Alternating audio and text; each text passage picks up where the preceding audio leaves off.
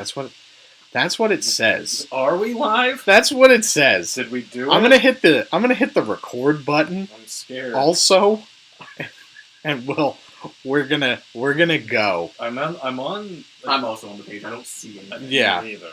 I don't either.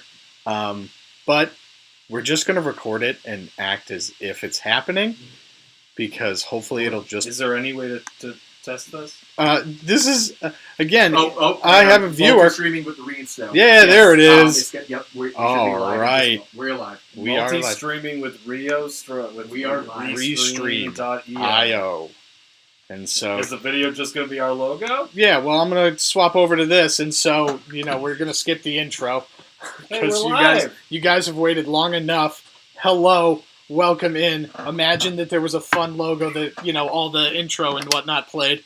But what a perfect way to come back. Yeah. Just a technical disaster. Oh, look, here's the deal. We all know what the deal is. Bill Neville's in Florida, can't produce this show. So I got Dum over here, Chip. Who's been of very little assistance. I had to set up the board. Oh, hang on. I brought the mixer. I tried. He tried. What good would it be to bring it if you don't know how to use it? I hate you so.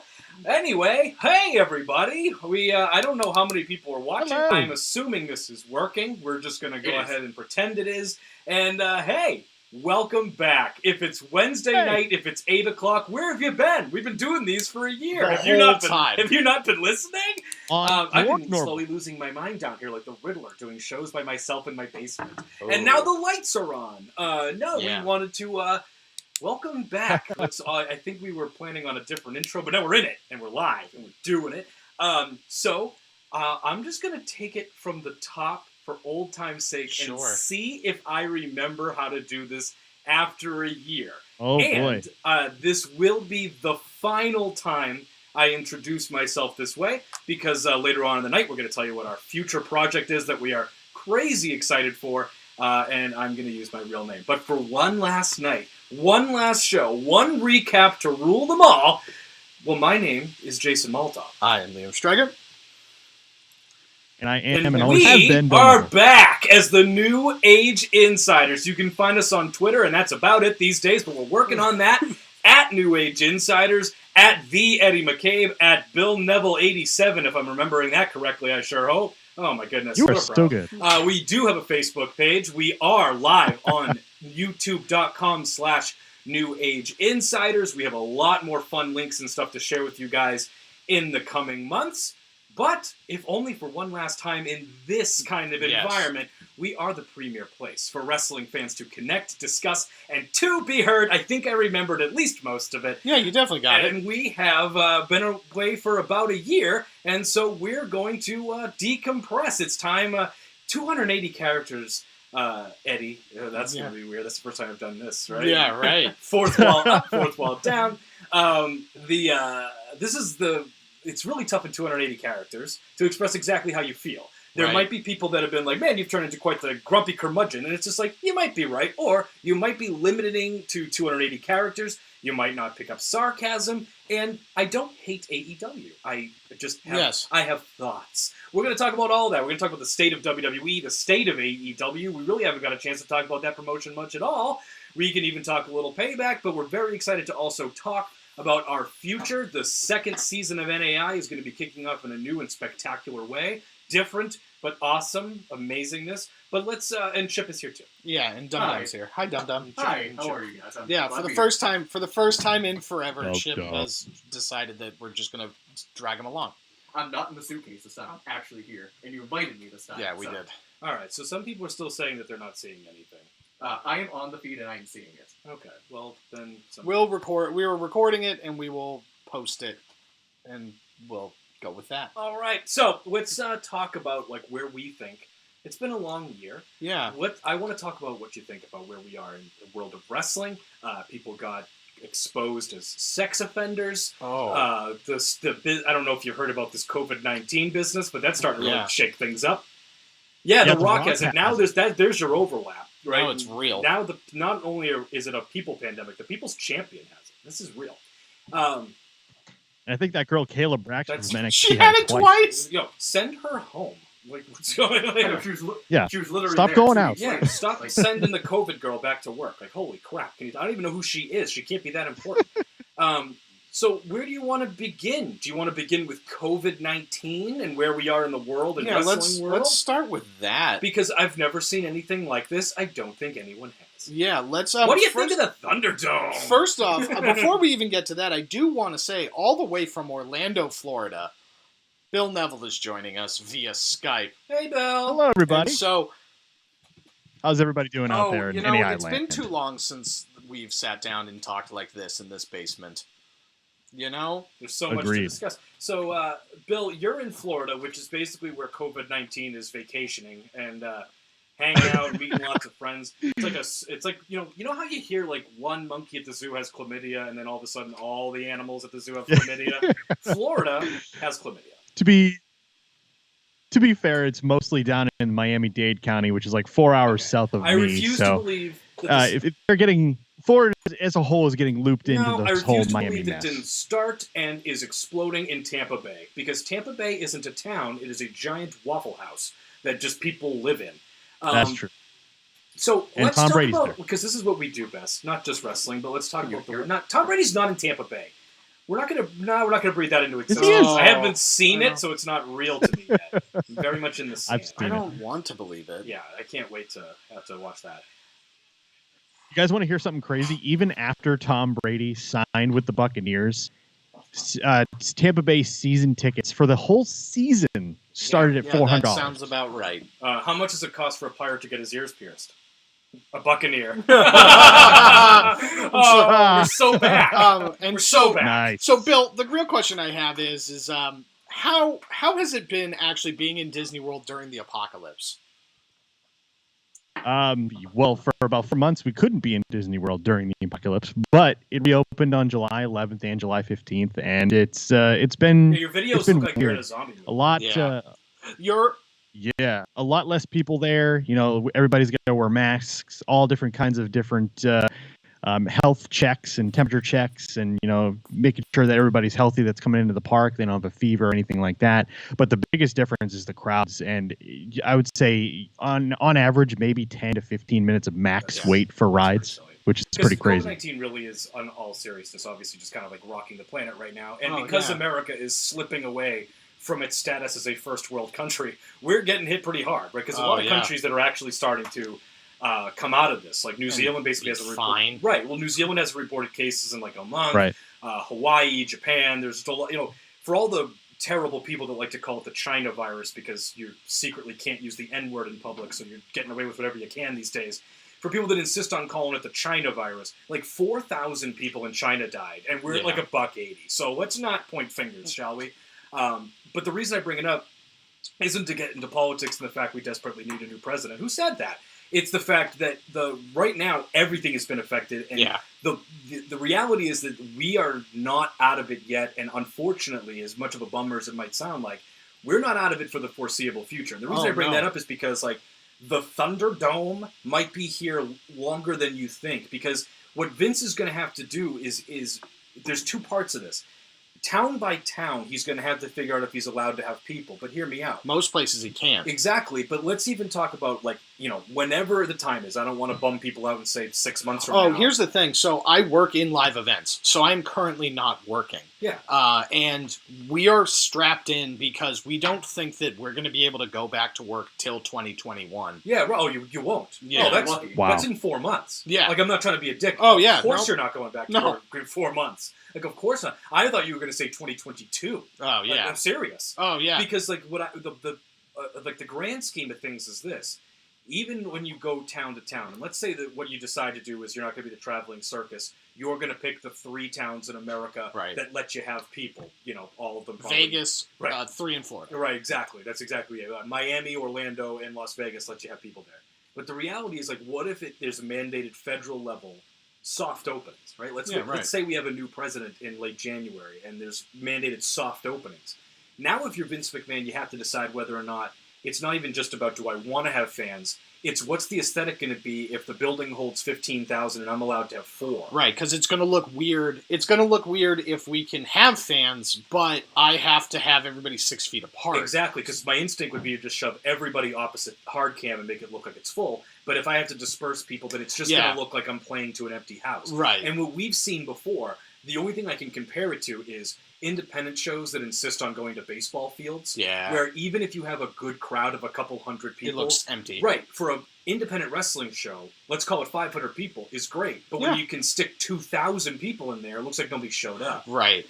And so that's what I think. That's the and reason. half the people are on the field. Right, and that's why. Right, the pictures look terrible because of like we were part of the night of Grand Slams, and there's a great photo of Rob Van Dam hitting a frog splash, but no one's in deep right field, so it looks like he's practicing. Yeah, you know, right. you know what I mean. Right.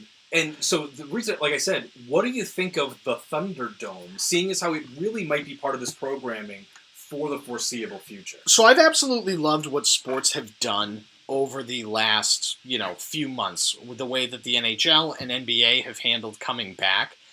They set it up like a TV studio, and having the fans projected onto the screen is a cool aesthetic. The biggest problem that I had with the Performance Center stuff was them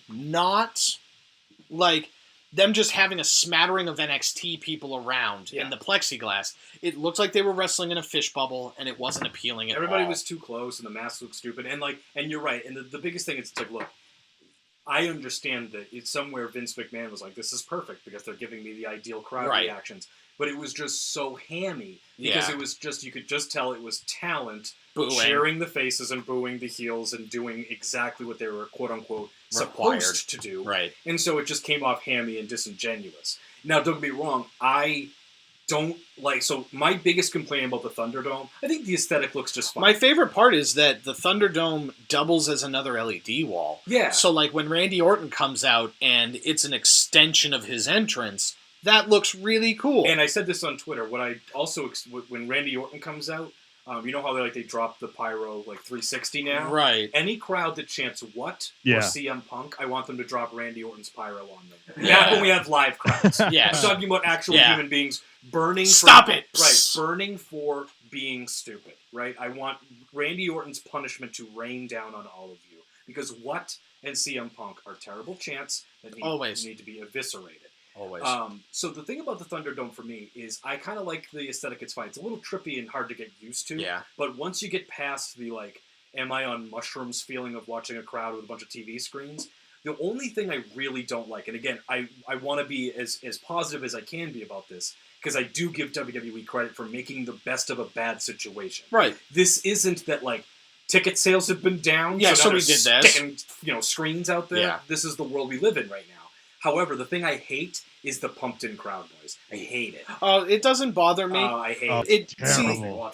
I wouldn't be able to watch it without it. So maybe this is the thing. Maybe I'll split it up into this. I hate it during promos. Yes. I hate it during 100%. promos. It helps during matches because it helps break up the lulls of the match. Lulls laughing out loud like a little kitty cat meme. Yeah, of course. Like lulls. Like that. Where it's terrible is backstage. If you remember Vince and Adam Pearce talking a couple of weeks ago, Right. they had this terrible canned noise going backstage, and that sounded horrible. Yeah. Right. And that's stupid because it's not there. And it's like, look, I get that you're trying, and I'm okay with that because I'd rather you try. Because again, wrestling in a gym that doesn't have anybody in it, I've been there. I've been to those shows. Yeah, right. And Tough. it's tough. And it's also tough when, theoretically, these wrestlers are the best wrestlers on the planet. Right, and used to getting and feeding off of crowds and working them and stuff like that. It's almost downright silly when the guys do an entrance and at least before the screens, people would do an entrance and hit the turnbuckle. It's who are you posing for? Oh, yeah. You know what I mean? Well, that was the other thing. Is I remember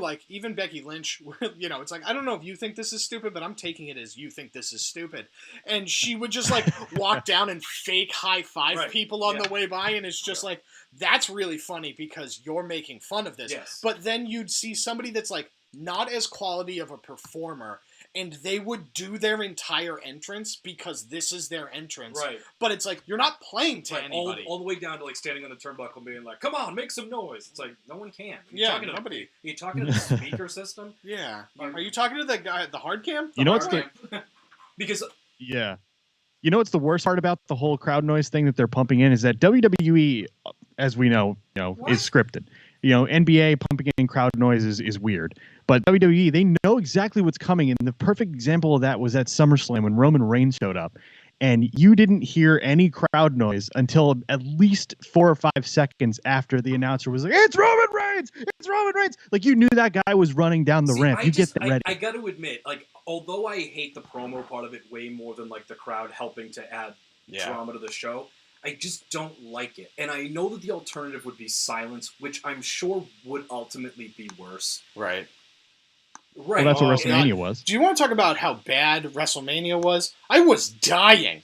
And I get, like, why technically it would be so much harder to have individual speaker systems on these screens.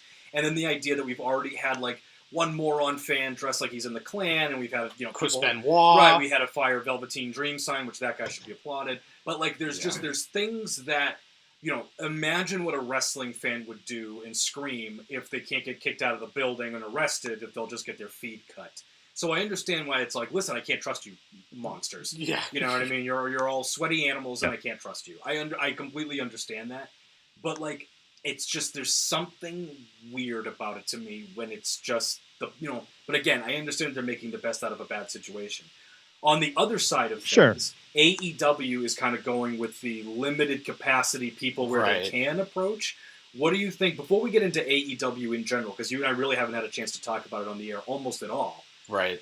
What do you think about AEW's approach to, like, a moderate crowd? Obviously, I don't think they have the money or the resources to build a Thunderdome. Right. So what do you think about, just the kind of the contrast in programs? So I appreciate that you're doing the best that you can with what you have, right? Yep, like Chip's parents. Like Chip's parents. They just... Wow. I mean, yeah, you're right. Wow. Thanks, bud.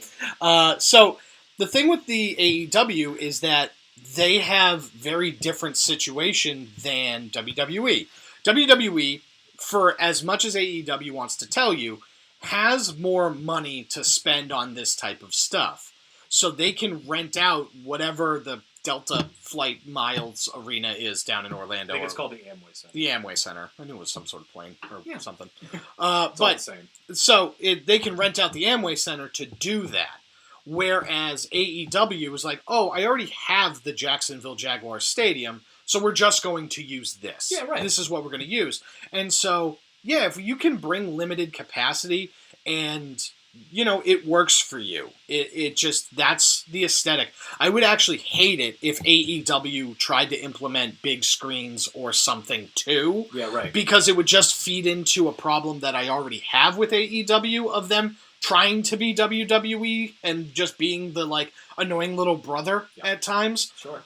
And that's... So let's open it up to that. What do you think about AEW? They've been on TV for about a year now. Right. It's fair to, I think, at least put, like, our first line in the sand of progress about a year in, given everything, given the fact that COVID-19 has destroyed everybody's plans for everything, and having that not be anyone's fault, certainly not theirs. What, Bill, Chip, Eddie, what do you think of AEW as we sit on September 2nd, 2020? Yeah, Chip, go first. Sure. So we went to the second AEW show, I believe, in October of last year.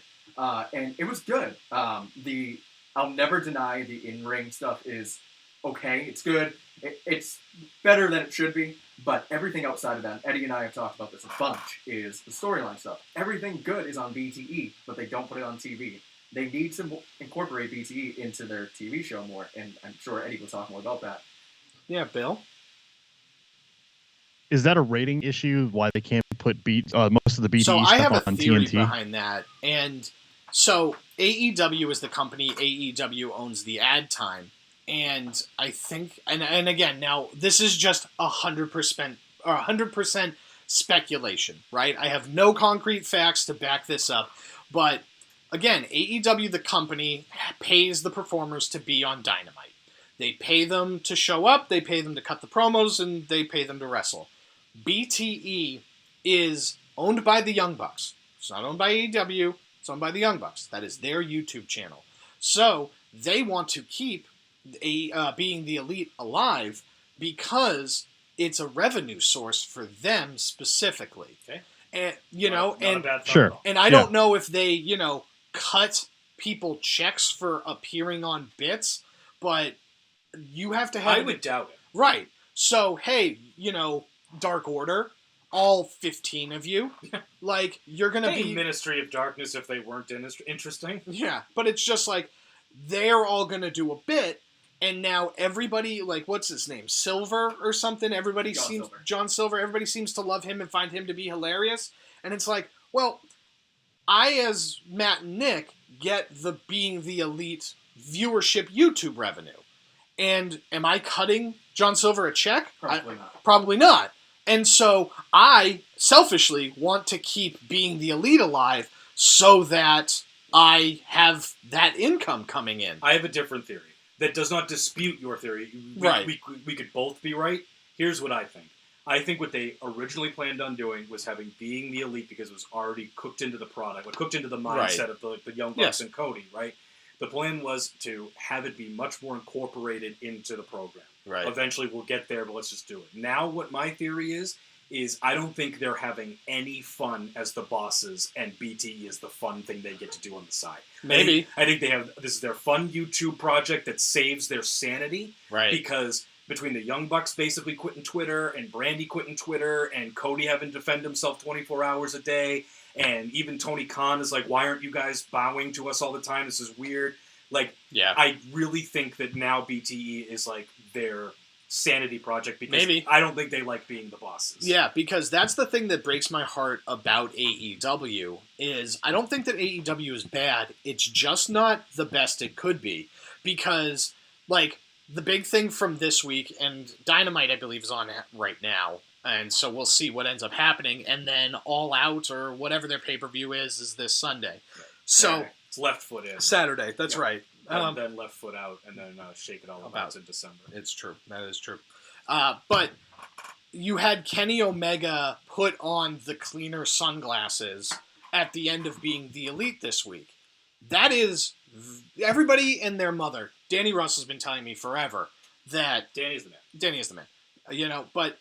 He's been telling me forever that, like, oh, you have to watch Being the Elite because that's where the Kenny Omega is going to turn stuff is happening. Yeah. And it's like, that's the same problem I have with WWE. WWE has too much content that they want me to care about that when they're like, hey, this random YouTube show that's on once a week on Sundays is how you get all of the Miz versus Fandango stories. No, but see, here's the difference. Well, I'll give WWE credit, and again, I'm not a WWE honk, and I got plenty of bad things to say about them too, so believe me, I'm going to be trying to be fair here. But the difference with WWE is this, at least in my opinion, is it's all on the show. Now, they're not very creative on the show, but when they do the mixed match challenge on Facebook, that's a house show that we're putting on, we're live streaming. They don't make me go to Facebook Live to understand why Apollo Crews and Bobby Lashley are fighting. Yes. That's on the show. It's true. And so the frustrating part about now that I get to kind of like let it all out with AEW and not 280 characters, here's my problem. When you constantly put yourself in, nobody puts you in this position but you. Right. When you constantly take shots at the top, and I'm not talking about little sly things here and there, because one of the reasons we like the Elite is because they were in the Bullet Club and they're kind of little, douchey, snarky guys. It's the fact that, like, on your first show, Cody Rhodes decides he's going to smash Triple H's chair. With a sledgehammer. It's the fact that Brody Lee comes over here and decides his character is going to be directly based on Vince McMahon. It's the idea that, like, any opportunity they get to take shots at talent or the show in general, they seem to want to take it. And, like, right down to Jericho thinking he's the man because their A show beats WWE's C show.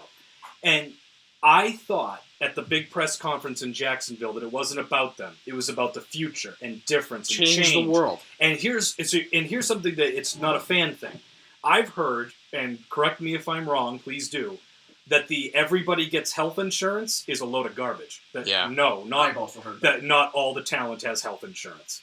And you get all these guys that, like, wanted to be the boss. But then here's what happens, right? You have to be the boss. Right, and they have, like, so let's just call it for what it is. They have a terrible to non-existent women's division, right? Oh, yeah, and that was a big thing that they were going to change, too. Exactly. Is that it was going to be a prioritized. Right, and so when Kenny Omega, who was supposed to be like the VP with like a women's role, goes publicly and be like, hey, don't look at me. I don't write the women's stuff. And then you go to Brandy and you go, why don't you have a women's division? And she deactivates her Twitter because she doesn't want to deal with it. Yeah. And then you have Cody with this weird blank-eyed responses about trying to be PC and calling everybody buddy, but secretly calling you a dork inside his head because he hates this job. Yeah. It's the frustrating part is, where is all this change? Right. Because what I was hoping for was going to be things like, you and I have talked about this. Will there be kind of like a Lucha Underground element where they're going to try to incorporate it and have it be different than your standard wrestling show? That's the thing that frustrates me the most, is that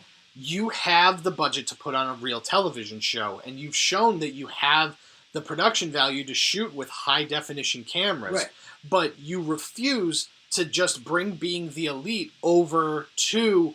And here's the other thing, too. So, like, when WWF in the mid-'90s, where they really hit that first major wall, how everybody says, like, 1995 was almost a death nail year for them? Yes. Right? The reason is because it finally caught up to them. Hear me out. What pro wrestling used to be, certainly in the Vince McMahon senior days, was this traveling circus. The reason why Dusty Rhodes and Ric Flair fought in an Iron Man match 1,000 times... Because nobody saw it on TV. Because they were just hitting the road and doing it, right? All right, we're going to be in Pittsburgh tonight and Philly tomorrow and Baltimore after that. Right. And you have to go, watch it live, and then go home. And so this is your every time's the first time kind of thing.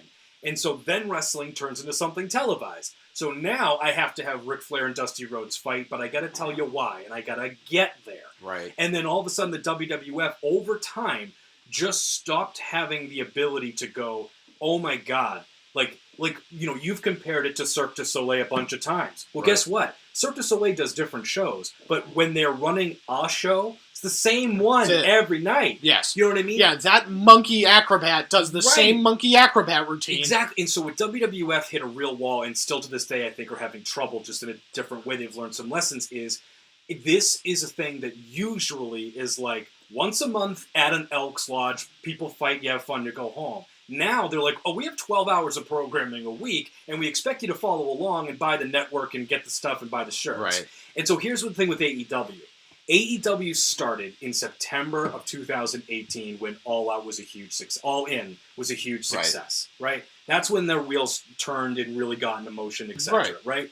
And so, listen, All In was a blast. Oh, it was so fun. Because when you have to book a one-time extravaganza, they were very creative. They did a great job. Well, and they did a great job of telling the stories on Being the Elite. My biggest problem is that they're just refusing to bring... Like, they still have the wrestling show on Wednesday, but refuse to bring the Being the Elite stuff over to the show. Because when we talked a year ago and you asked me, what do I hope AEW looks like?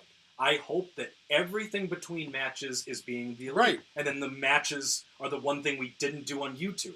So, and I'm not just saying the whole show has to star Nick, Matt, and Cody. Of course not. I'm just saying that the idea of a fun, alternate universe that doesn't take itself too seriously, and instead, like, and because now what they're doing is like, look, All In was such a huge success, and you had literally thousands of people telling them that they're the best. And what they thought was, okay, everybody that hates the WWE is going to come with us, love us blindly, because we're not the WWE, and that's all we have to be. All we have to be is the solution for people that are smarky about the WWE. Right. And that is not a long-term plan. No. And so that's what happens when you go, okay, why did the Dinosaur Man put two guys on his shoulders while his tag team partner helped him get hurt, and then they did this most awkwardly stunted set up, and then everybody fell down?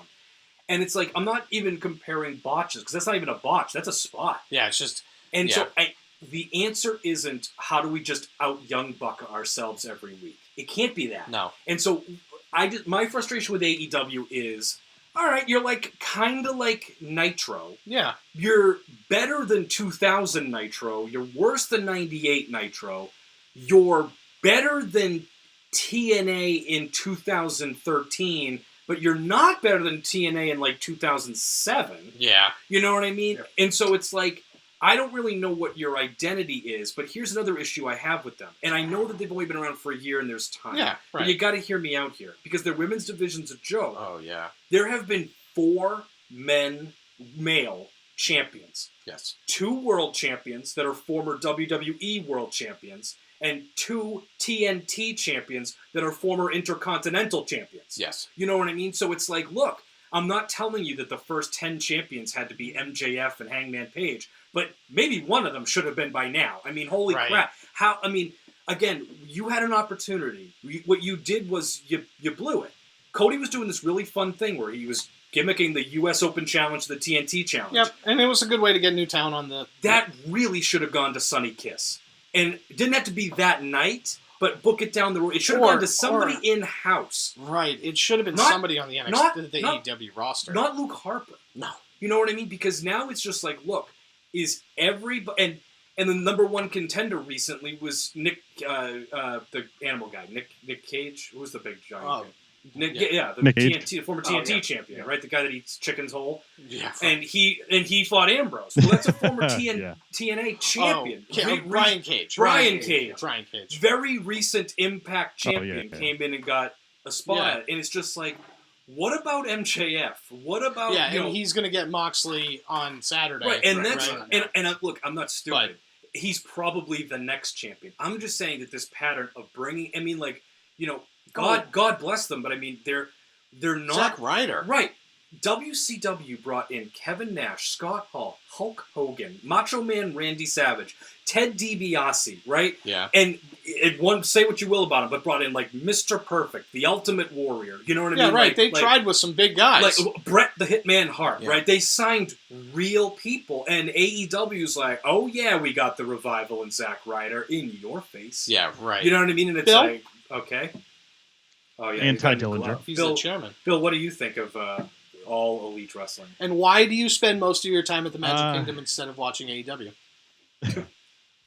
Because it's better. I was all in on, no pun intended, all in on AEW when it was first coming out in October of last year. You know, like you said before, we were all in. It was an absolute blast. I was looking forward to seeing more shows that had that kind of energy level coming out of the crowd. The crowd seemed to be into the first couple of months of tapings, and then ever since COVID hit and the crowds had to go away, and the product just has not really gotten any better in the last couple of months. It's kind of losing steam, and the fact that the AEW fans and the NXT fans are battling every Wednesday over these stupid ratings, it just made me completely turned off of watching the product as a whole. And like you guys were saying, the being the elite stuff was the only fun thing really about the guys that were on AEW right now. And without that kind of aesthetic on TV, like Jason was saying, or Chris was saying, I guess,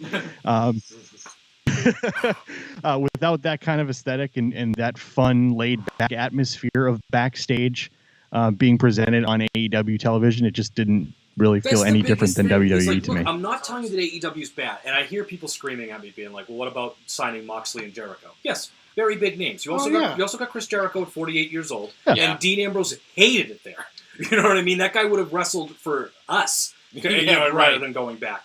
So the thing, like I said, AEW, it's not bad. No, because every single time that I've watched a pay-per-view, Chip and I, we get together and watch most of the pay-per-views. We haven't talked about All Out this weekend, We have not. but we'll probably get together and watch All Out. I got nothing better to do. You know, so I'll watch them. Yeah, Let's do it. the thing is that they're good shows. They run a really ridiculously long. Well, that's my other point. Sorry to cut you off, but they have AEW Dark, so they do stuff on YouTube. Great. But they load 13 matches into a 1-hour show on YouTube. Yeah. Why don't you do something different? Here's the thing. If you're AEW, you don't actually want a television show. You just want a YouTube channel. That's all you want. Right. Yep. Because everything you do is geared towards your YouTube content. Right. Because that's how your audience actually consumes your product. They don't actually care because the numbers speak for themselves, right? I can't speak to the pay-per-view numbers, but the ratings numbers, you're talking of the hundreds of thousands. And as much as Tony Khan and Jericho want to thump their chest about an archaic rating system where you're getting beat out. Yeah, Brian Alvarez, for fuck's sake. But it's just like you're getting beat out by reruns of Guy's Grocery Games. Yeah, which is a great show. Which is one of the best shows on television. I'm picking that. Because it's Chopped and Supermarket Sweep together. It's fantastic. Guy Fieri is an American treasure. That being said, having that show in syndication beat your live programming when there is nothing new, like, that you shouldn't be thumping your chest about that. Here's the thing, though. Like, my issue is it's bigger than that. It encapsulates the whole thing. If you started a burger joint and were like, you know what? I think I make a damn good burger. Right. And I don't think that everybody wants to have McDonald's. I think people sometimes would just like to have my burger. And I hope you give my burger a try. And I know I'm not going to ever put McDonald's out of business. But hey, I'm not trying to. I'm trying to have my own restaurant here. You know what I mean? And I sure do hope you like it. Then it's just like, you're going to go in there with a certain set of expectations.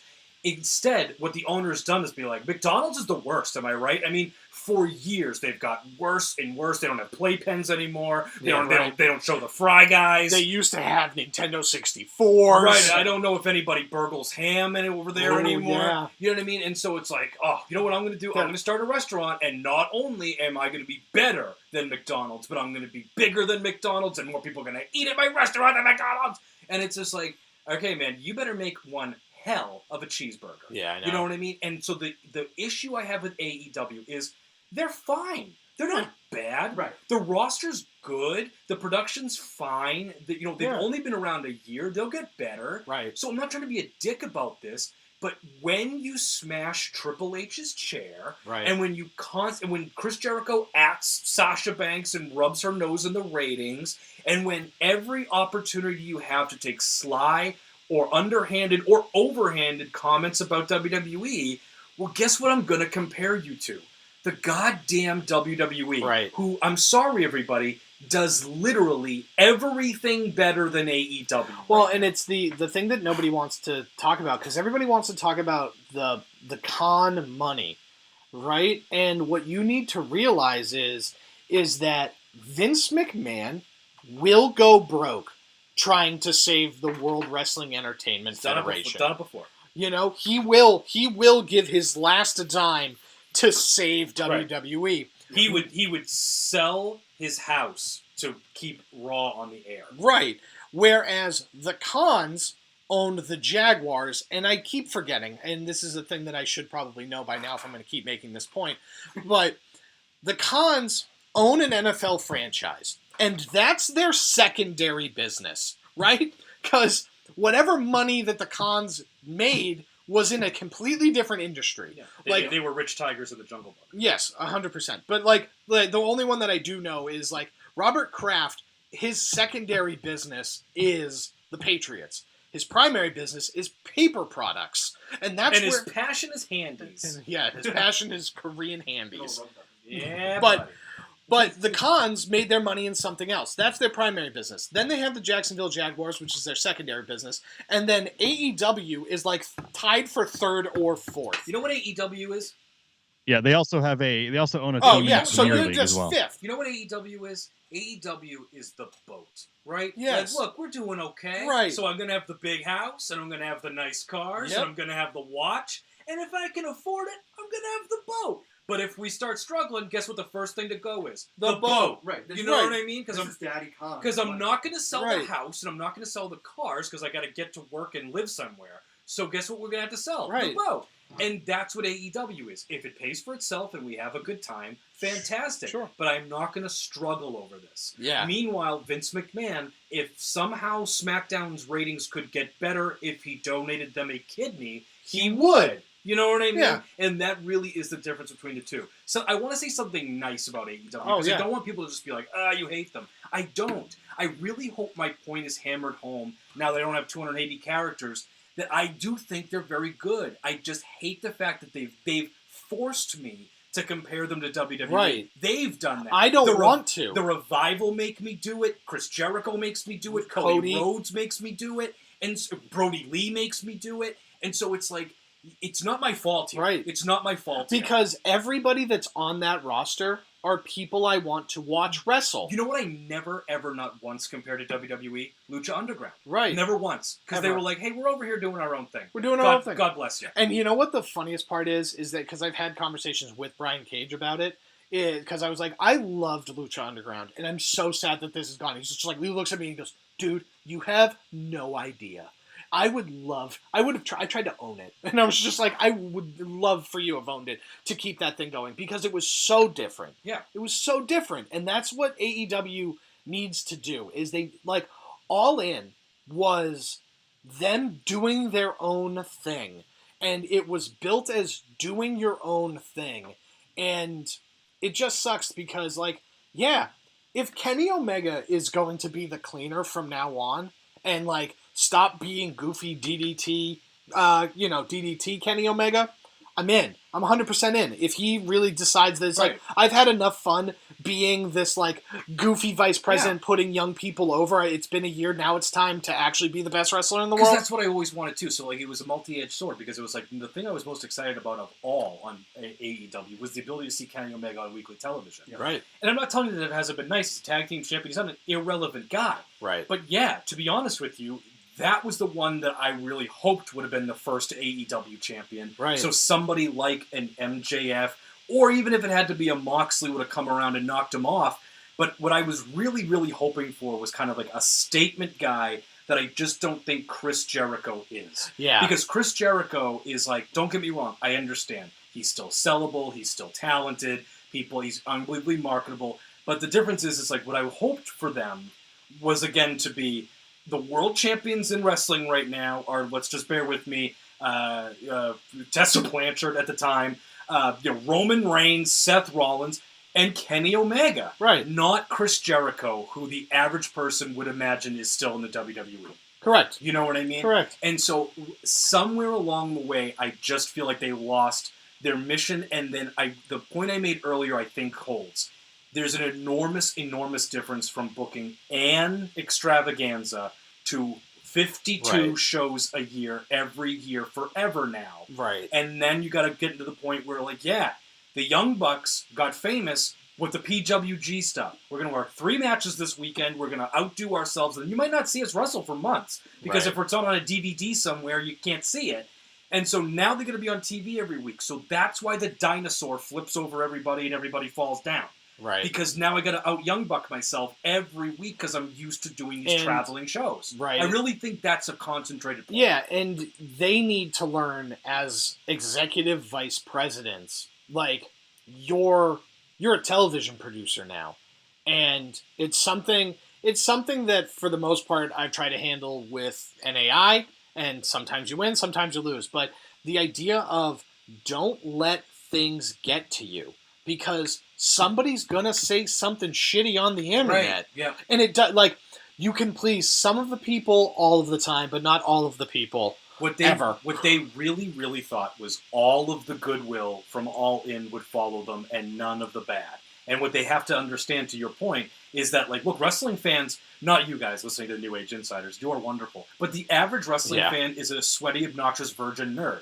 And sweaty, obnoxious virgin nerds tend to go online and scream and holler and force Brandy Rhodes off the internet and just, pick everything apart. And so, like, I know that I'm critical too. I'd like to think that I'm not a smelly, oily virgin nerd, but, like, I really think that they have been shell-shocked. Right. That they don't just have sort of this blind admiration. Correct. Because they did for so long. Well, and that's the problem. That's what the problem is when you're a wrestler like the Young Bucks or, Cody Rhodes, who the entire time leading up to AEW, everybody told you how wonderful you are. Heroes. You're heroes. You're so fantastic. You're so amazing. You're so great. And then Brandy Rhodes is like, what if I asked you to give me $50 to talk about Twitter? And people were like, I think that's a terrible idea during a pandemic. And she's like, I can't handle this. Yeah. And it's like, listen, it's okay to be a human being. You're a brand ambassador, right? You can't not be on the places that embraces fans. You're like the one of the things in the package you offered was social media consultation. So what you've done with your actions and not your words is telling me that if it comes crashing down, run like hell. Yeah, I know. That's your advice. Yeah. You know what I mean? Because that's what you did. Yes. So you can't tell me to do anything different. Right. I watched you do that. run like hell from the problem. And the issue is you have all gone from wrestlers to big boys. You're all the big boys now. Yeah. You're the bosses, you're the writers, you're the big boys. And I really just think all of them can't handle it. No. I don't think Kenny can handle it. I don't think Cody can handle it. I know Brandi can't No, handle because it. Kenny Omega wants to be Austin Creed. You know what? Kenny Omega, exactly. He what he really, like, he does. That's exactly I want to play. right. I want to play video games on the internet and then wrestle. He does, because he just wants to, he's this dude that you can tell is just like, I'm just here to kind of like have some fun, and the people are like, but it's not perfect, Ken. And he's like, he can't handle that. But the finger pointing is what gets me. Right. Because like people were like, hey Kenny, why don't you have a women's division? He's like, don't ask me. And then they're like, hey Brandi, why don't you have a women's division? And she's like, bye. You know what I mean? And so so that's the frustrating part to me, because there are really good things. One of the best things about AEW was them bringing in like Eddie Kingston and bringing guys, Warhorse. right, and actually signing like an Eddie Kingston. Yeah. You know what I mean? Not Leica. They signed Eddie Kingston. And that's a veteran. I think he's 40. This is his last chance. And now that 15 years in or something like that. and now that guy's on TV. So like credit where it's due. They do have some fun stuff. There are some, memorable parts of the show, and I love the idea that they had this open challenge. But again, the thing that is so AEW to me right now is you had this US Open Challenge, this TNT Open Challenge that was so successful, and then you gave it to Luke Harper, who's pretending to be Vince McMahon. Right. And it's like, God damn it, guys. You told me this wasn't about WWE, and all you're doing is putting this burger in front of me and demanding that I tell you it's better than a Big Mac. You know what I mean? It would be interesting if it's still us against WWE, because somebody just put in the YouTube chat that there's talk that NXT may move to Tuesday or Thursday nights. Well, see, that's going to be the craziest thing. If it moves to Tuesday or Thursday night, what's your ratings? Because do your ratings move? Do they stay the same? well, That seems a lot. there's that. But I mean more specifically, like the Brian Alvarez's of the world make their entire online living right now by comparing those ratings, which is stupid because AEW Dynamite is their A show, and comparing it to NXT, which is their C show. Also, you don't understand how advertisers work. The idea of the demo and the demo god is the dumbest thing in the fucking world. And I've said this on Twitter, but I want to say it on the air because, again, it's easier than you're typing it. You can't, this is futile. Yes. Because Jericho can't fight Sasha Banks. Right. That's the problem. So having Jericho come out weekly and say, we are best in this demo, and ha ha ha, na na na boo boo, WWE, there's no retaliation. Also this. You're the bad guy. That's not a bad guy thing. You're saying, hi, I work for AEW, and AEW is the best, and our fans even agree. Who's booing? Right. WWE fans that aren't watching the show? Who's booing you right now? And if I'm a WWE only fan, I'm not then tuning into AEW to prove to you hate wrong. Watch Chris Jericho. No. Right. And so that's stupid. If Jericho was supposed to be a bad guy, he should talk about the entire time. Like somebody like Zack Ryder. Zack Ryder needs to come to AEW and have his whole gimmick be, I want to get back to WWE. I am coming here, I'm going to beat up everybody, and I'm just here because it's a paycheck, and I'm going to leave you to go back to WWE. But and that's a bad guy. Or you could have done it with Jericho, too, because Jericho should have been walking around saying, hey, you know why ratings are up? You're looking at him, baby. Mr. Ratings. I went over there. Their ratings were great. I came over here. You all owe me all the eyes. Right. The whole roster owes me their paycheck because guess why ratings are up? This guy.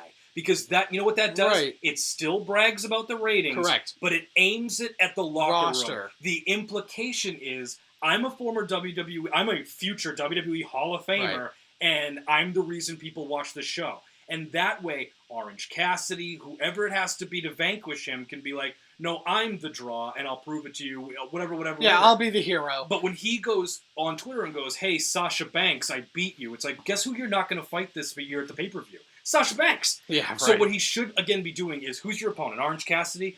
at Orange Cassidy, ratings up again. If you do what Donald Trump does. If Orange Cassidy was the champion, ratings would plummet. Yeah, you know what I mean? Right. Just do that. It works for that guy. You know what I mean? Do that nonsense because that way, like I said, you're aiming it at your guys. Yeah. And you're not saying WWE's the best. You're the best. Right. I brought the ratings. I brought them. You're Right. not saying everybody here is beneath me because I play with the big boys. It's just that I'm the man. Right. I'm the star, and you're welcome. And then knocking that guy off a pedestal is a great bad guy story. I don't understand what the wrestling side of AEW is great is a bad guy thing when you work for AEW. Yeah. And so now I want to shift because WWE had a fantastic week this week. Yeah. Bill, do you have any thoughts on the current WWE product? I actually started tuning in again recently at SummerSlam. I didn't watch for a while. Had a couple other things going on with my life and, working full time and all that fun nonsense down here.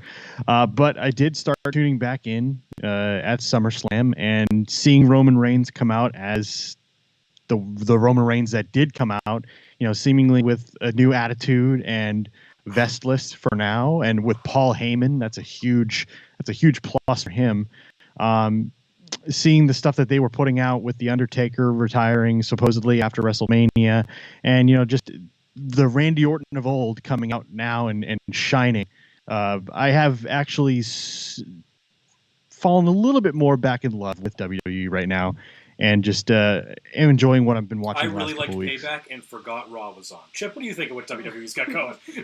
So I got back into it a little bit before the Thunderdome, and it's been a good month of WWE shows. It's really gotten back to the basics of simple storytelling, and just it's turned in. Somebody said it in the comments. It's turned into the wrestling show as opposed to the sports entertainment show in some ways. I mean, Roman's kind of changing that a little bit. But I'm back. I think you tweeted it. Randy Orton lost to Keith Lee so super clean. That's like, all right, I'm good. Like, you're doing something right. Fine. Yeah, the biggest thing with the Roman Reigns stuff, and I think we'll talk about that a little bit later, is, wrestling fans, you got to stop being petulant children about things, though. Because you begged and you pleaded for Roman Reigns to turn I don't heel. Want to hear it. And now you're mad at the way he turned heel? See, I tweeted this out. It was, if you used to think that Roman Reigns was not talented, you were wrong. If you used to think Roman Reigns was not interesting, you were right. You know what I mean? He had all the tools, but there's just something missing about Suffering Succotash guy. And now all of a sudden for Paul him... Heyman's standing next to him, and you're very interesting. But you know what the best part about this is? It isn't arbitrary.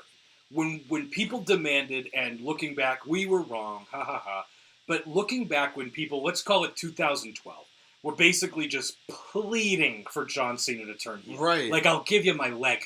You know what I mean? I'll Zach Gowen my ass out of here if you'll just make the guy give me the finger. And that's, the plead was, there was something organic there. All John Cena had to do was say, I'm sick and tired of you ungrateful bastards booing me. I've never done anything wrong. I'm an Eagle Scout. I'm the nicest guy on the planet.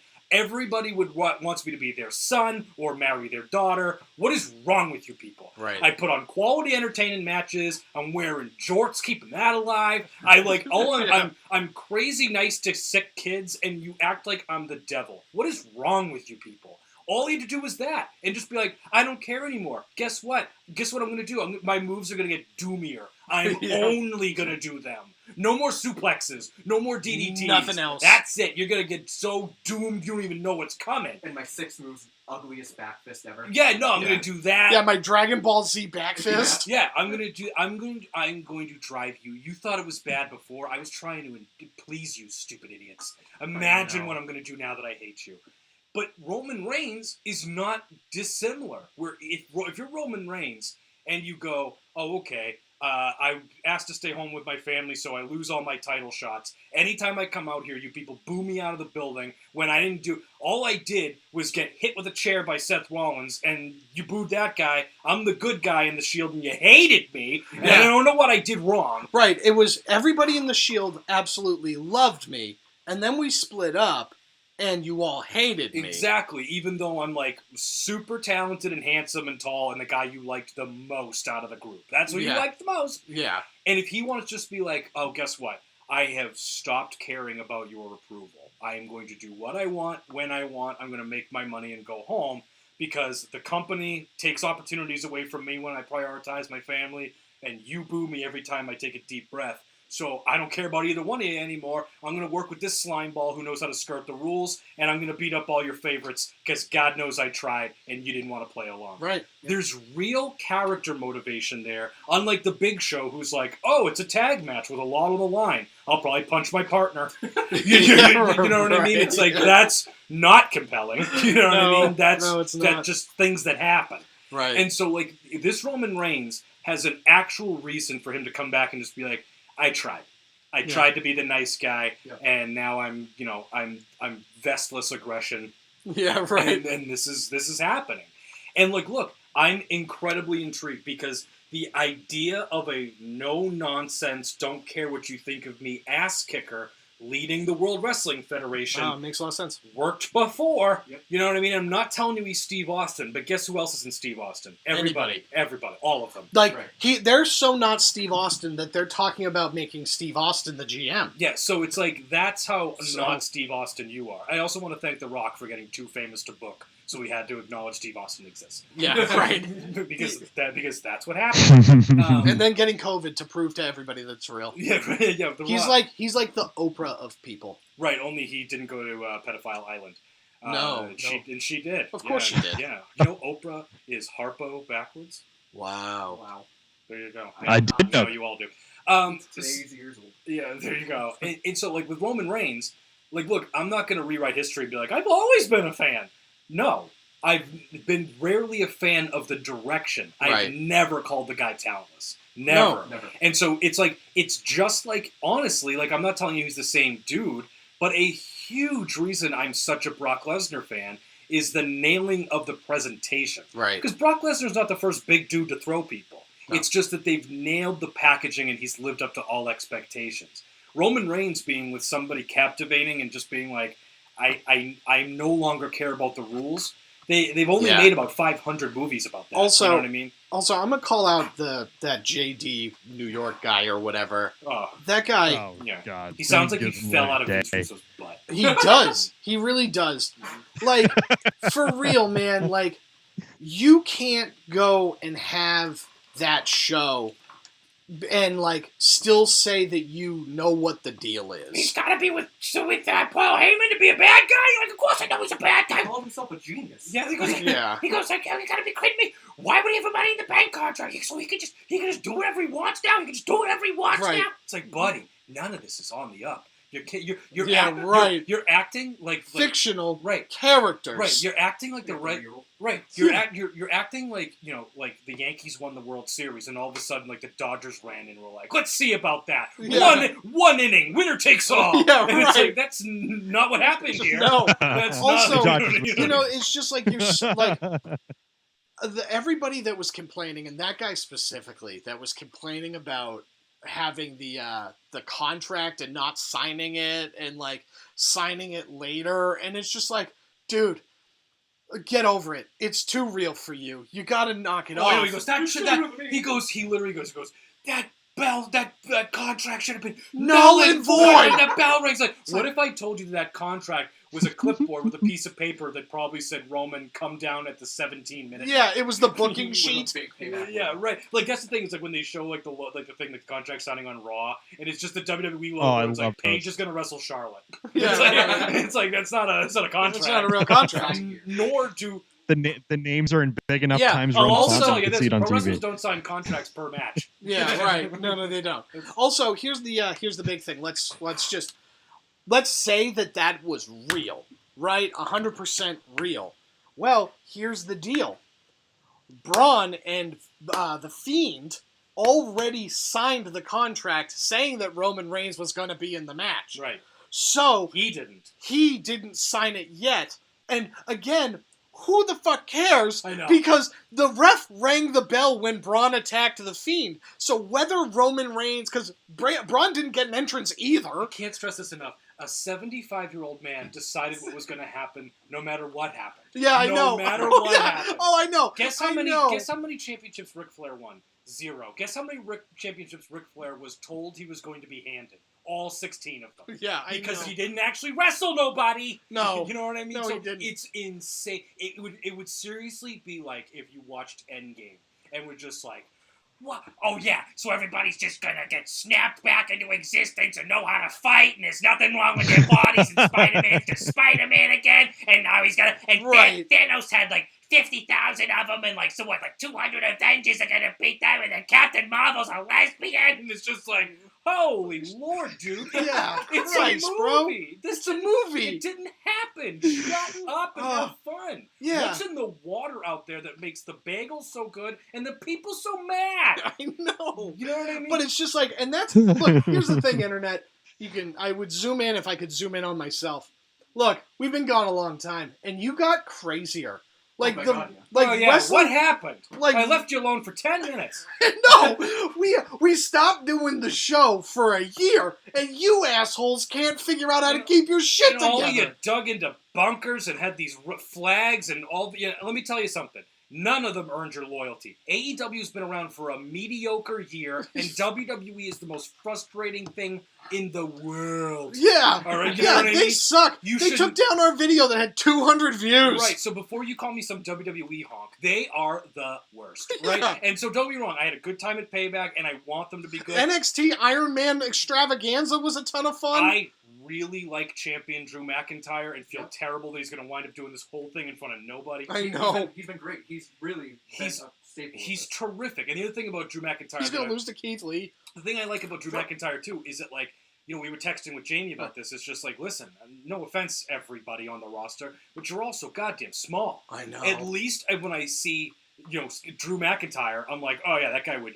destroy you. You Yeah, know what I quote mean? JBL, but you build a superstar top to bottom. It's Drew McIntyre. Right. Yeah. Well, if you draw a Disney prince, you know what I mean? You get Drew You know what McIntyre. I mean? Like, Drew McIntyre looks like he's... He married Cinderella. Well, no, Drew McIntyre looks like he's on his way to kill... He looks like he's on his way to kill Beast. Merida. Yeah, okay. That's what Yeah, he looks yeah, like. He that's looks true. like him and his gay little friend LeFou are gonna like go kill Beast. Yeah. That's what he looks like. You know what I mean? Like he's even got all hairy chest and stuff. You know what I mean? Yeah, like he it's pretty good. definitely 5 eats dozen 5 eggs. dozen eggs, Bill. He definitely It helps eats him get 5. large. Exactly, like a bodge.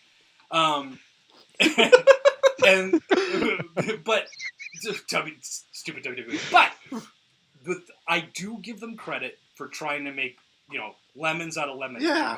And lemonade out of lemons. But here's the thing too, can I just say this out loud? Brock Lesnar will never wrestle for another promotion. Oh, don't ever you're do a this. bunch of dorks. Like, come on. Because here's the thing.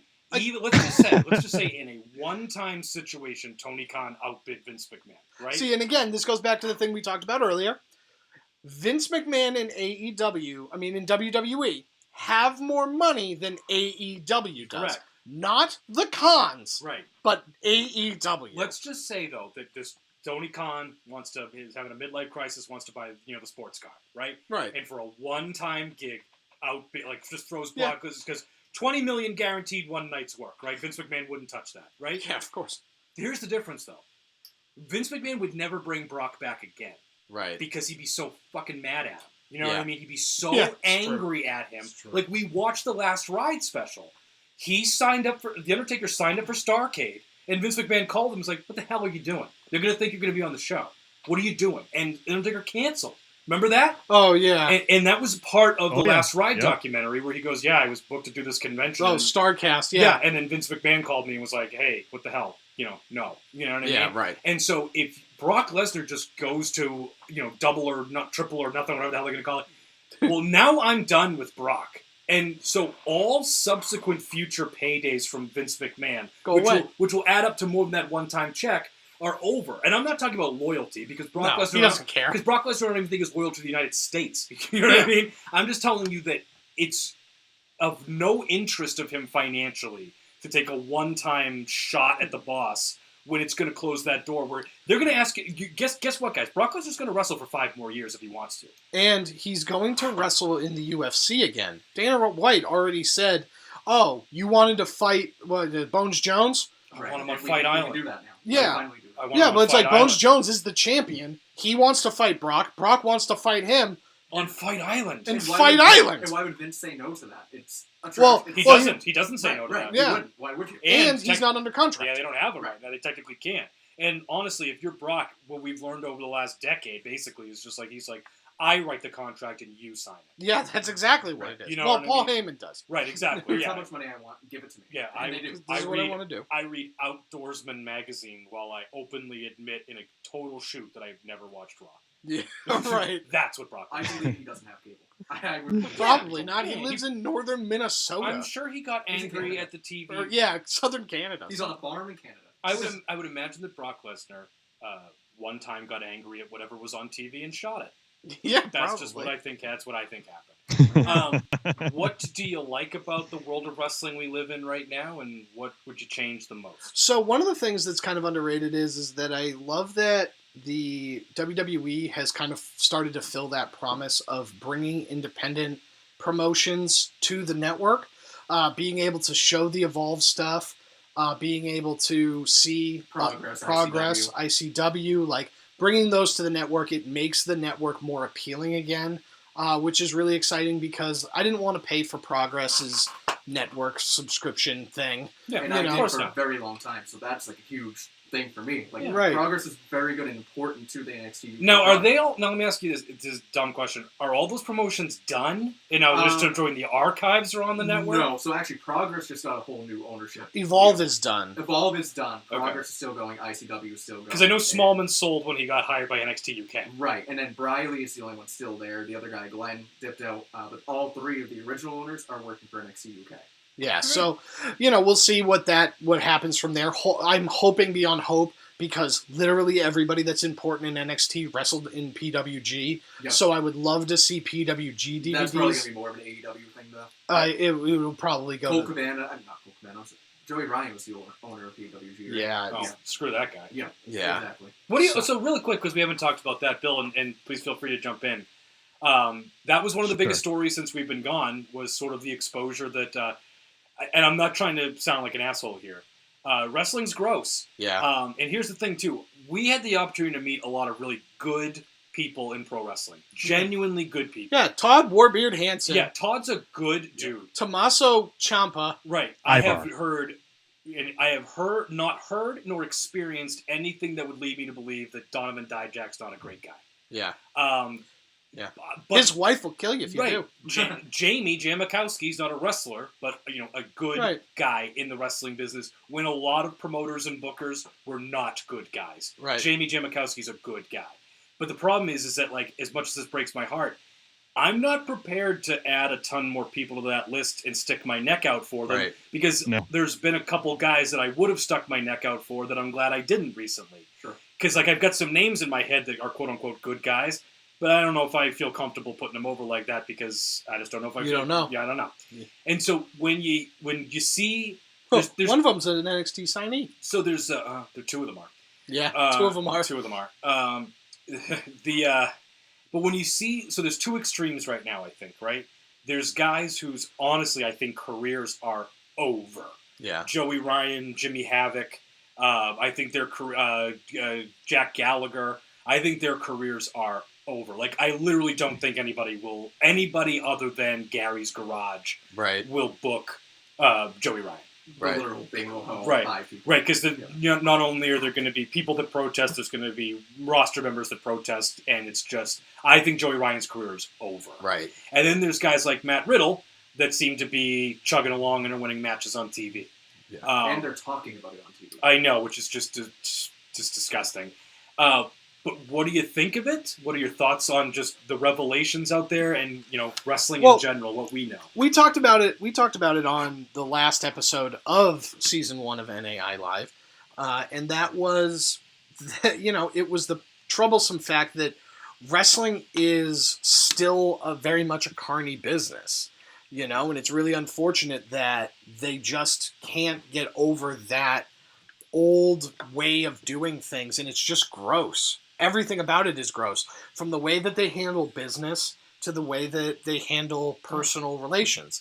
It's an extension of every high school football player that graduated and still wants to be the star of the school they go into wrestling where everybody tells them how wonderful and awesome they are. Even though it's scripted. Even though it's scripted. Because your glory has to be scripted. Right. You know what I mean? The average person, if they could be a quote-unquote real athlete or a pro wrestler, like Bill Goldberg, blew out his knee, couldn't play football, he wrestled. He would have much rather been a football player. Oh, Brock Lesnar. You know what I mean? Brock Lesnar would have much rather have been a football player. Try to go for the Vikings. Right. Or if he wants to be a fighter or a football player, there's just money and throwing people around and they let me do it. Yeah. You know what I mean? With, like, the harsh reality is that we've kind of known about this forever. That I think what it is, I was talking to Jimmy Stewart of 98.5, the Sports Hub, and Wrestling Inside the Ropes. I was talking to Jimmy. Great show. Listen to it. It is. I was listening to talking to Jimmy Stewart about this, and it's like, look, I think we always knew that wrestling was dirty. I don't think that was shocking when we found out a couple months ago. But the difference to me has always been this. I always thought that wrestling was Las Vegas dirty. We're going to go to Vegas. We're going to bang a couple hookers. We're going to do some coke. Right. We're going to do things that we're not going to talk about, but it's all consensual. Nothing, you know what I mean? Like, dude, it's consensual hookers. It's consensual coke. You know, everybody's of age. It's just like it's dirty. It's gross. It's a weekend, and that's what it is. And we can laugh about it. But what it actually turned out to be was, you know, systemic sexual abuse, repression of people that talked and well, came and it's out. like there's somebody that we're really big fan of this show, really close with us, and she was somebody that, and I don't want to throw her under the bus, but this description is going to give her away, so sorry. But she was a huge wrestling fan. Her life goal was to mimic Sasha Banks, right? That was, and it still might be, but I know that she was dissuaded for a while because she started to pursue that dream, and the grossness of everything got to her. You know? She got a peek and behind that people curtain we and put saw over. how gross Like, it I'm was. not going to name anybody by name and bury them, but a very formerly very successful trainer in the area. I mean, I would sing that guy's praises left and right. And the shame of it is that I always kind of knew that said trainer wasn't a great guy, but to find out he was a downright, basically bad guy is just super disappointing. Oh, yeah. And so it's just that's to me the difference is that, like, we've been laughing since at least I have. You know, in 1997, Paul Heyman was just writing checks he knew wouldn't clear. Yeah. And then there was, you know, these documentaries about ECW where, like, Lance Storm would call Paul Heyman and be like, Paul, I'm about to get in my car and pay for a plane ticket and come to the show. Am I going to have a check at the show? Tell me now, Paul, before I get on the plane and come to the show. And Paul would be like, it's right here, buddy. I'm looking at it. And then Lance Storm would get on the plane and wrestle and not get paid. You know what I mean? And so it's just like, you know, Heyman. And that's not rape, or sexual assault. No, but at the same time, it's like, it's a really shitty thing to do. Right, especially at that level. You know what you get into, but it's just like, I'm going to come and I'm going to drive to upstate New York and I'm going to wrestle for $25. Yeah, right. And it's just like, that's no way to do business. Yeah. But the idea that it's just like, look, again, I almost feel like I'm talking about cops. There's plenty of good guy wrestlers and good women wrestlers. There's plenty of them, right? And then there's stories about racists, and there's stories about bullies, and there's stories about sexual abusers, and there's stories about pedophiles. And it's just like, all of a sudden, it became harder and harder to just be like, oh, wrestling. Right. Because it's not Vegas. It's sexual assault and pedophilia. Right, and it's... And that speaking out movement went far beyond just our wrestling community. A friend of mine that doesn't watch wrestling and knows nothing about it, you tried to talk to them about wrestling, like, oh, well, they're all sexual predators. It's like, all right, it's hard to argue that right now. Yeah, what's going on. They're shitty people. And the truth is, it just seems like the average wrestler was copping feels and sending DMs, and like people, like, you know, you see it with, like, whether or not the Velveteen Dream is guilty, sure looks like he is, and when he goes like, hey, how old are you? And the kid's like 15, 16, he's like, okay, great, here's my dick, now you show me. It's like, you know what, dude? If you have to pull if it was in this state, 16 would be the legal age of consent. No, you're wrong. Right. Sex, to me, has always been simple about if it's okay. It's three things. It's just they have to check all three. Right. Are you a consenting adult human? Right? Yep. Did she consent? Great. Let's move on to number 2. Is she an adult? No. Oh, we gotta stop. Yeah. Right? Is it consensual? No. Oh, we gotta stop.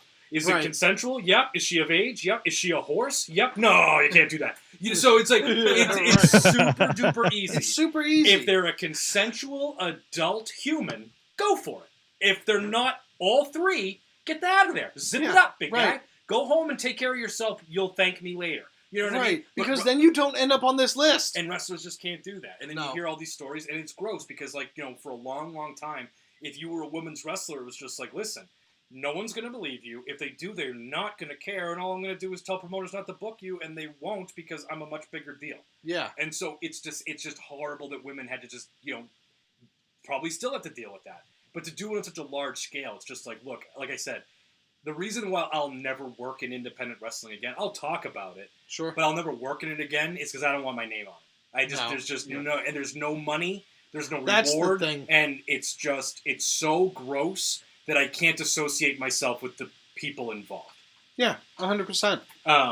Bill, what do you think of gross people? Gross people are gross. And consensual sex is good. Hard stance, Bill. Hard stance. The whole thing took me completely by surprise. That whole speaking out movement that seemed to go on for a couple of months there, starting with Joey Ryan, and then it just kind of escalated down the hill.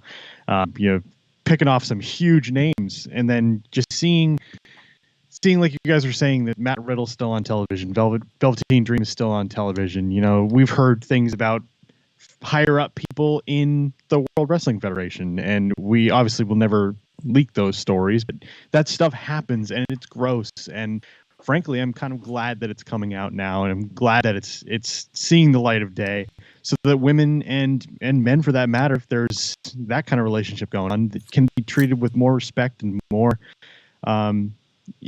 just more respect backstage and have a better time doing what they're doing. Like, I'm not trying to sound like an ass here, but sometimes I do, and so be it.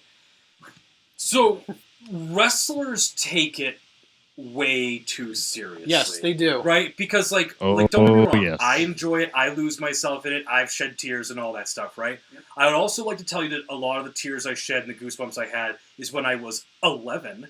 But neither here nor there. I'm a fan and I love it. But the thing is, to bring it to the point where the average wrestler will have this match and then just be in tears and just I give my life to this. It's like, don't get me wrong, I appreciate your passion and I mean that, but it's like, dude, you're pretending to fight. Let's have some fun and relax. It's okay to, and again, like it's fine if you did something crowning, because I think it's okay because, again, this is a television show with fictional characters.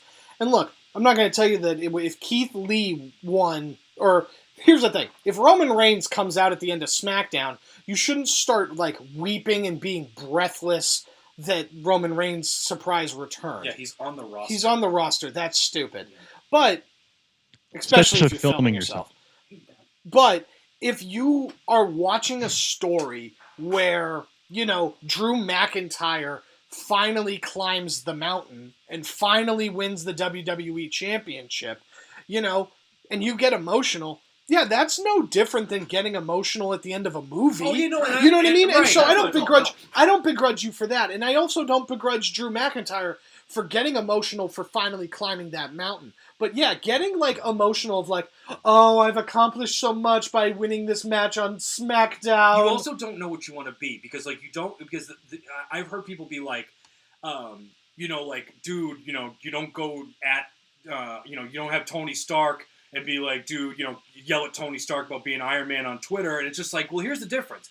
Robert Downey Jr. isn't at Iron Man on Twitter. He's played dozens of characters before Iron Man. Wrestling isn't the movies because you play one character forever. Your character might change and evolve and grow or whatever. Well, that's why I always respected Cody, because he had at Cody Rhodes, but then he also had Thunderwolf or whatever. It was a Husky something. Husky Wolf thing or whatever. It was something. But it was. Yeah. But the difference is that one account was for Cody, and if you wanted to say, Cody, you're a dastardly do-no-gooder, you know what I mean? Then that's the account you go to. And if you wanted to be oh, hey, Cody, did you read the new Green Arrow comic? What did you think of that? But they want their cake and eat it too, because what you want to do is you want to go to Baron Corbin and I don't know how to win as a fan. I don't know what heat is anymore. Because the problem is that you go to Baron Corbin and you're wow, Baron, I don't like you. And he's just oh, shut up. You're so stupid. I'm not that all the time. And it's just yeah, but you can't now then tell me how great you are at fighting. It's not even about I'm not that guy all the time. It's just this. It's whatever is most convenient at the time. if you go online and you're like, oh, Baron Corbin, you suck, I hope you lose, what that guy tends to do 9 out of 10 times is retort and just go, oh yeah, well I had Triple H and Booker T tell me that I'm awesome, but I'm sure you know better than them. Oh, and yeah. And it's just like, so that's not Baron Corbin in character. That's whoever his real name is being, a super puss about having to take any criticism. Yeah, right. You know what I mean? Because, like, if you want to be like, I want to be talked to like a champion, damn it. Yeah, you know what I mean? But then when I'm a fan, you go, hey, buddy, relax. It's just a show. And it's like, well, what the hell is it then? Yeah. Are you this grand champion that I should be respecting? Like, you're like, you want to talk, Right. you want me to talk to you like you're Tom Brady, but then if I'm like, hey, man, I love football, why'd you throw the interception? Tom Brady doesn't go like, why do you like football so much? It's kind of weird. Yeah, you know what I mean? But they don't know what they want to be. When they take criticism, and don't get me wrong, if you personally attack somebody, it's different. But usually it's just people being like, oh man, boo, I don't like Baron Corbin, and this guy just can't handle that because he's made of glass.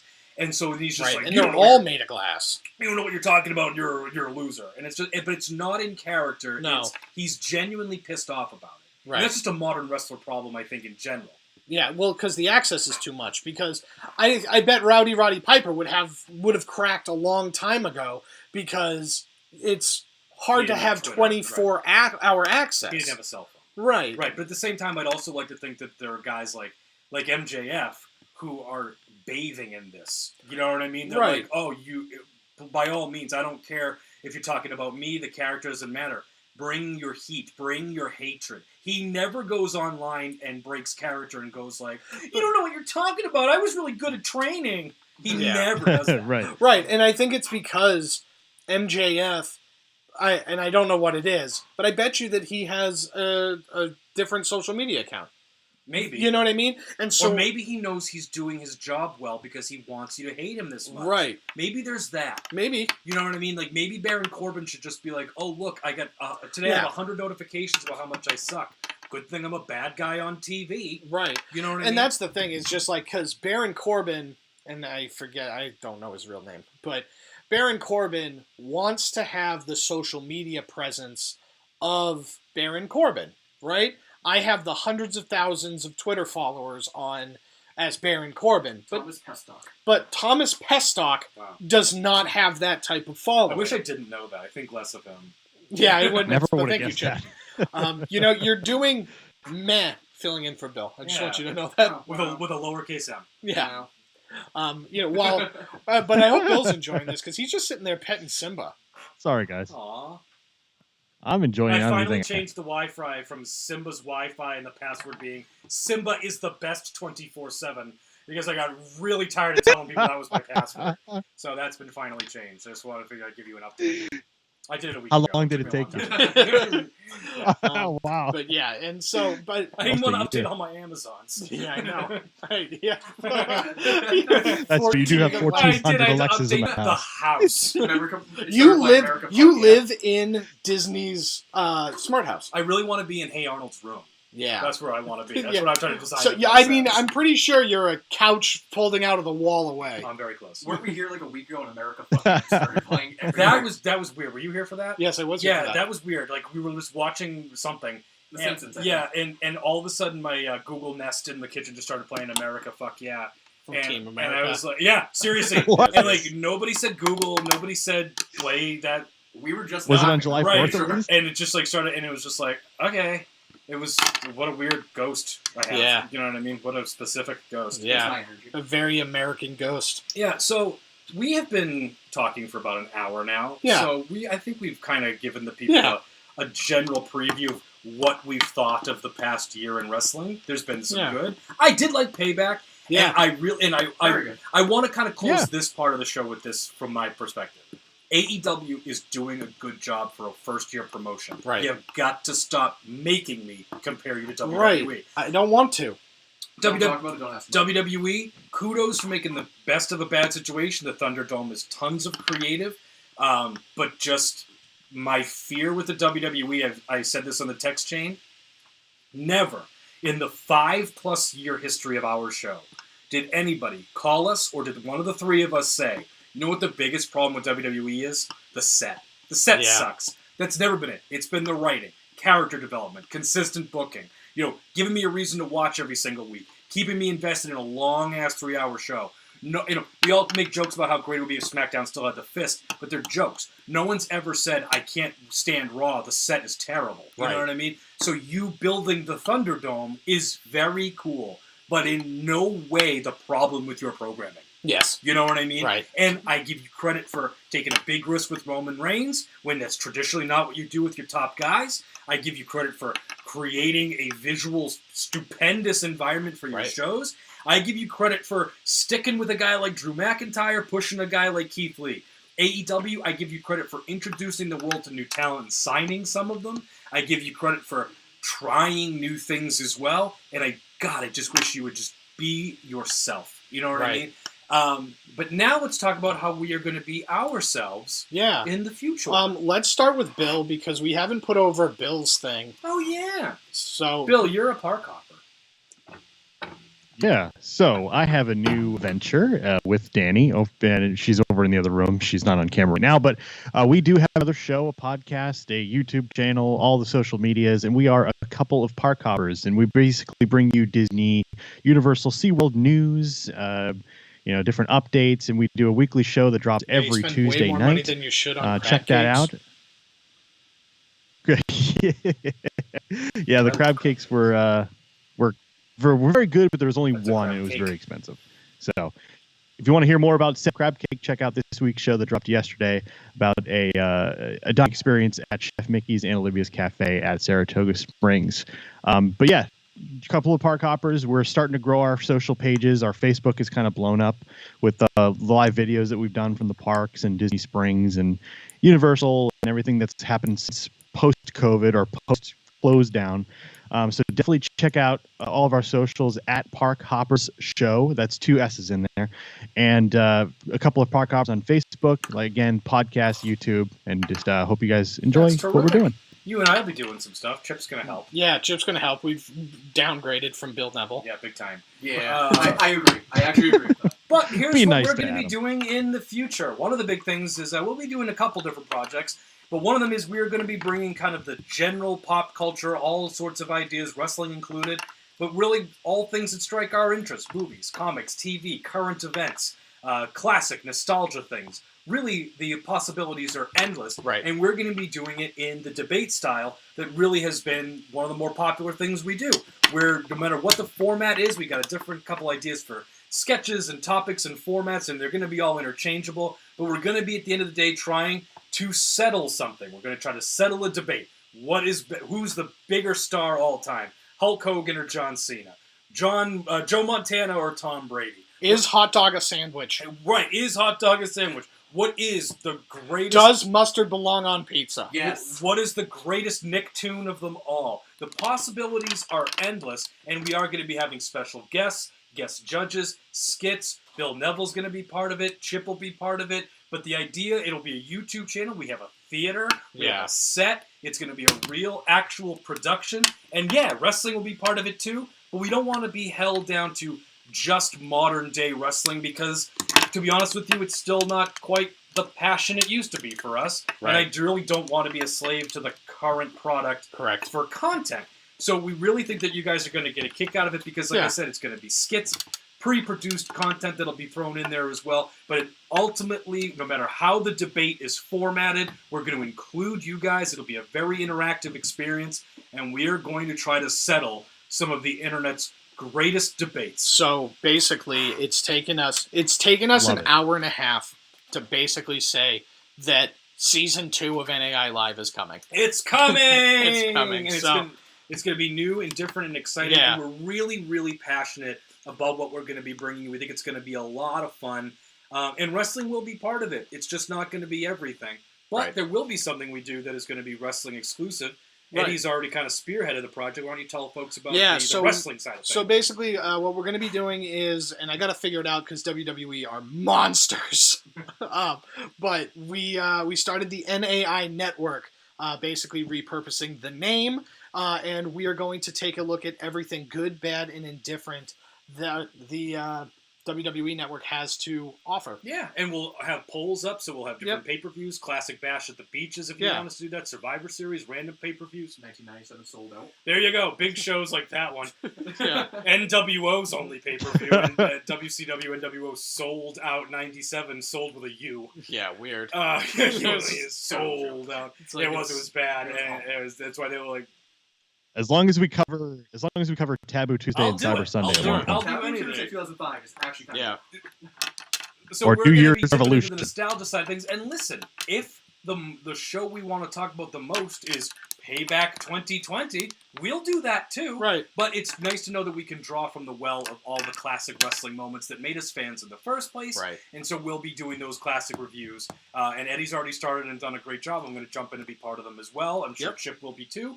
But that'll be the wrestling contribution for you. And on a Patreon-only basis or a subscription service basis, we'll figure out the subscription service, not right away, but part of our future plans is we will be doing live pay-per-view post-shows again. Yes. We know that you guys ask for them all the time. We miss talking to you, but they will be a subscription service. So let's settle this, our big new internet show, NAI Live Season 2, totally free, YouTube on the internet, with the wrestling nostalgia moments and clips and highlight shows that we do will be on YouTube as well. The post shows will be a subscription service, and we'll figure that out. We want to present it a little differently than just a Patreon or something like that. So try to show you guys give you guys something different to kind of look forward to. Exactly. So wrestling is still going to be part of what the New Age Insiders do. It always kind of had to be. And that's when we're going to be bringing back the pay-per-view post shows. We're going to be doing the nostalgia, but also we're really excited for what NAI Live is going to evolve into with our live theater, our live set. We're going to be live streaming. Eventually, our goal is to have real people in the house. Once we can have live crowds, we want them. Right. We are going to include you guys. We're going to be settling some amazing debates, bringing you some awesome, original, funny content, and we're excited to create again. Right. We're a group that really works well together. We care about each other. We have been split off into different teams for a reason, and I really think what we bring you is going to be exciting and different and captivating. And we really sincerely hope that you'll give us a shot and you enjoy what we've got for season 2. You also need to give us all the support you can because we have Chip now. Right, not Bill. It's terrifying. It's not like cutting the safety net. It's like adding Beaker from the Muppets. Right, exactly. Right. I got Bill. You'll love this. I got stuck walking in. This asshole. We're walking into the house. He's carrying a box with the mixer, and it was like whenever you see like one of those videos of like a dog that has a stick that is too big and then tries to like walk between a fence or something. That's what happened. Legitimately got stuck. That is what happened. And we're going to announce dates when the time is right. We're still working out a couple things. Yep. We've made the arrangements with the theater, but we want to get a couple things produced. We're also going to have a live element, but we just want to make sure that we're really ready to roll and not set some arbitrary date and then feel a ton of pressure to launch by then. We've already got things in motion. It will be happening sooner than later, but we'll keep you posted. Is there anything that you guys would like to get on the air on this welcome back decompression, letting you know what's going on edition of the New Age Insiders? I want to know how Chip feels. Big shoes to fill. I can see Bill looking at me right there. I wear a size 13. I do not. Those are big shoes. Yeah. So I do not wear that size shoe, but I'm excited to be part of this. It's really cool. It's really different direction we're going here. I'm excited. I'm really excited to be here. And thank you guys for going from being in your suitcase to here with you guys. And I think what we're doing is really bringing you the wrestling talk that you want to have anyway. Because, look, if there's something about Raw and SmackDown worth talking about, we'll find a way. But the average weeks, there's not. And so the pay-per-views are interesting. They, we'll talk to you about it. Sometimes the episodes might be 20 minutes. Sometimes they'll be an hour. But we're trying to bring you the wrestling, especially with Eddie's idea for doing, the classic recaps. Of bringing you the wrestling you actually want to watch and talk about again. Because really, because in all reality, it was nice to sit here and chat for an hour and a half about AEW and WWE, but I don't know if I could sit next week and do it again, right? I just don't think that we could sit there. I don't think the content is worthy of that. Great. However, I watched, Chip and I actually watched it the other day, was Bash at the Beach 1996. And, We can sit and Wow. talk about Bash at the Beach 1996. Yep. There's enough to talk about there because that's an important wrestling show. Right. But also, when The Mandalorian comes out, we can settle the debate as what's the greatest Star Wars movie. Correct. Because that is going to be what we want to talk about. And it'll spice things up. You know what I mean? It's always going to be interesting. And the root element, I think, is what people are going to enjoy the most. We're going to include the fans. We're going to include special guests. And we're going to talk about real debates that the internet has all the time and just bring them to you. We don't see that on YouTube of really just like, okay, let's do this. Who is it? Is it Spider-Man or is it Batman? Let's do this. You know, and thank you for bearing with us here through this, this video live stream. I know that the video quality hasn't been crystal clear, but, I think that this was just basically a beta test for what we were trying to do. We wanted to get out. We wanted to get in front of you. We wanted to see you guys again. We hear you, right? Like, we hear you when you message and tweet and, say that you miss us. We miss you too. We and miss we miss you too. this too. So, it's just a matter like, hey, we needed a mental break. Bill needed to move away from us because he just hated us so much. Yeah, that's exactly that it. That is the siren call of Goofy. Was I had just to make too my much. whole house an LED wall. Gosh. That's what I did. Yeah. It's very bright. Yeah. It's like a spaceship. It's cool. It does feel like a show. So we're going to sign off. This will be the last time that I sign off this way because I'm going to use my real name for the YouTube show for all sorts of reasons. But thank you for letting me play the character one last time. Thanks for letting us talk about wrestling with you guys. We really hope that you're excited about what we've got coming up in the future because we sincerely are. And that'll just about do it. We have been grateful for your time. And Jason Maltop. I've been Liam Strider. And then And Dum Dum Bill Chips Neville over as there. And Chip's over there. Dum Dum Chip. And we are still, and moving forward always will be, the New Age Insiders. You can find us on Twitter and Facebook at New Age